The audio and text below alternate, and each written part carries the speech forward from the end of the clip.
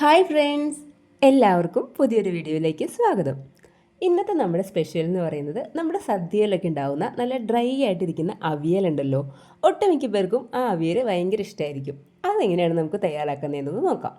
Video ഇഷ്ടപ്പെട്ട് കഴിഞ്ഞാൽ video like ചെയ്യാനും ചാനൽ സബ്സ്ക്രൈബ് ചെയ്ത് സപ്പോർട്ട് ചെയ്യാനും മറക്കല്ലേ. അപ്പോൾ നമുക്കിനി വീഡിയോയിലേക്ക് പോകാം. ആദ്യം തന്നെ ഞാൻ അവിയലിന് ആവശ്യമായിട്ടുള്ള കഷ്ണങ്ങളെല്ലാം നീളത്തിൽ അരിഞ്ഞു വെച്ചിട്ടുണ്ട്. ഇവിടെ ഞാൻ എടുത്തേക്കുന്ന പച്ചക്കറികൾ എന്ന് പറയുന്നത് ഉരുളക്കിഴങ്ങ്, കായ, പടവലങ്ങ, മുരിങ്ങക്കായ, ക്യാരറ്റ്, കൊത്താമര, സവാള, കുമ്പളങ്ങ, പയർ, ചേന, മത്തങ്ങ, ഇത്രയും കഷ്ണങ്ങളാണ് ഞാനിവിടെ നീളത്തിൽ അരിഞ്ഞു വെച്ചേക്കുന്നത്.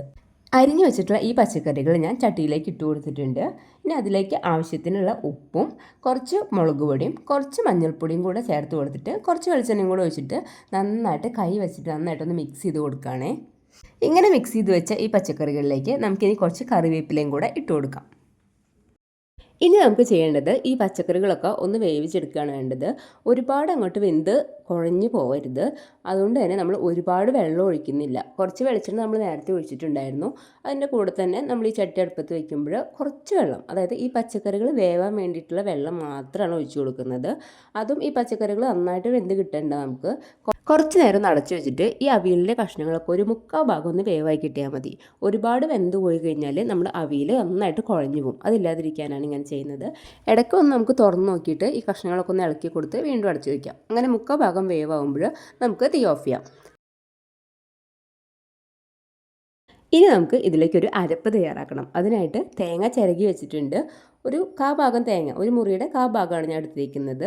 നിങ്ങൾ എത്രത്തോളം കഷ്ണം എടുക്കണ്ടോ അതിനനുസരിച്ച് നമുക്ക് തേങ്ങ ചിരകിയതെടുക്കാം. ഇനി അതിലേക്ക് നമുക്കൊരു 10 ചെറിയുള്ളി ചേർക്കാം. അതുപോലെ തന്നെ 1-2 പച്ചമുളക് ഇട്ട് കൊടുക്കാം. അതുപോലെ തന്നെ 1 ടേബിൾ സ്പൂൺ ജീരകം കൂടെ ചേർത്ത് കൊടുക്കാം. ഇതിൻ്റെ അളവ് നിങ്ങൾ എടുക്കുന്ന കഷ്ണത്തിനനുസരിച്ച് മാറ്റം വരും. എന്നിട്ട് നമുക്കിത് ചെറുതായിട്ടൊന്ന് മിക്സിയിലിട്ട് ക്രഷ് ചെയ്തെടുക്കാം. ഒരുപാട് അരഞ്ഞു പോകരുത്, ജസ്റ്റ് ഒന്ന് ക്രഷ് ചെയ്തെടുത്താൽ മതി. അതിനുശേഷം നമ്മൾ ഈ നേരത്തെ വേവിച്ച് വെച്ചിരിക്കുന്ന പച്ചക്കറിയിലേക്ക് ഈ തേങ്ങ അരച്ചതും കൂടെ അതിലേക്കൊന്ന് ചേർത്ത് കൊടുക്കാം. ഇനി തേങ്ങ അരച്ചതും ഈ പച്ചക്കറികൾ വേവിച്ചതും കൂടെ നന്നായിട്ടൊന്ന് മിക്സ് ചെയ്ത് കൊടുക്കണം.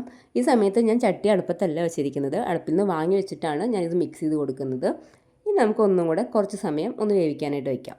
ഇതെല്ലാം കൂടെ നന്നായിട്ടൊന്ന് യോജിച്ച് വരുന്ന സമയത്ത് നമുക്ക് തീ ഓഫ് ചെയ്യാം. എന്നിട്ട് അതിലേക്ക് നല്ല തൈര് നമുക്ക് ഒഴിച്ചു കൊടുക്കാം. കുറച്ച് പുളിയുള്ള തൈരാണ് നമുക്ക് ചേർക്കേണ്ടത്. അതുപോലെ തന്നെ തൈരിന് പകരം ഇതിൽ മാങ്ങ, തക്കാളി അതൊക്കെ ചേർക്കുന്നവരുണ്ട് കേട്ടോ. തൈരായിരിക്കും കുറച്ചുകൂടെ ടേസ്റ്റ് കൂടുതൽ. പിന്നെ നമുക്ക് എല്ലാം കൂടെ നന്നായിട്ടൊന്ന് മിക്സ് ചെയ്ത് കഴിഞ്ഞാൽ നമ്മുടെ അവിയൽ റെഡി ആയിട്ടുണ്ട്. അപ്പോൾ ഒരുപാട് കുഴഞ്ഞു പോകാത്ത അവിയൽ ഇഷ്ടമുള്ള എല്ലാവരും ഇതൊന്ന് ട്രൈ ചെയ്ത് നോക്കണം. നല്ല ഡ്രൈ ആയിട്ട് തന്നെ നമുക്ക് കിട്ടിയിട്ടുണ്ട്. കുറച്ച് വെളിച്ചെണ്ണയും കുറച്ച് കറിവേപ്പിലയും കൂടെ ഇത് വെന്തതിന് ശേഷം നമ്മൾ തീയൊക്കെ ഓഫ് ചെയ്തതിന് ശേഷം ഇതിൻ്റെ മുകളിൽ കൂടെ ഇട്ട് കൊടുത്തു കഴിഞ്ഞാൽ കുറച്ചും കൂടെ നന്നായിരിക്കും.